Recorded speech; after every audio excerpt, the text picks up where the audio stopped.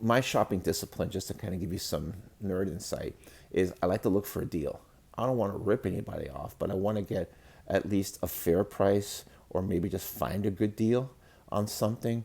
And my discipline is that I will look around. If I find a good deal, I'll pick it up. If it's something that I'm interested in, but it's the same price that I can get if I order it online, I'm not going to bother with it, because unless it has to be something that I really am interested in, and it has to be at a deal. And it's a discipline, and it ends up saving you a bit of money, but you can spend a lot of time in a store and not find anything. So when you go into a store like this, the only things that you can do is that you can do one or two things. You can see if they do have a sales section, which they did.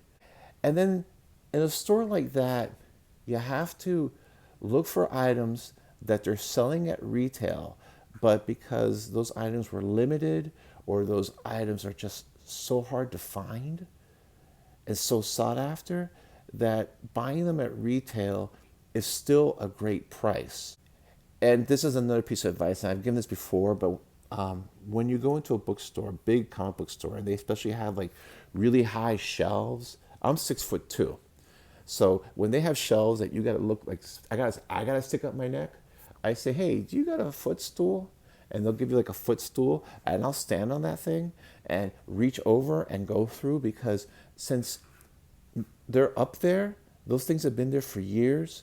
Nobody's probably gone through those things in years, and sometimes you'll find books that you just won't find in the wild. And I found a lot of things like that. So that's kind of like the way I approach comic book shopping. I don't go in and just buy a ton of stuff.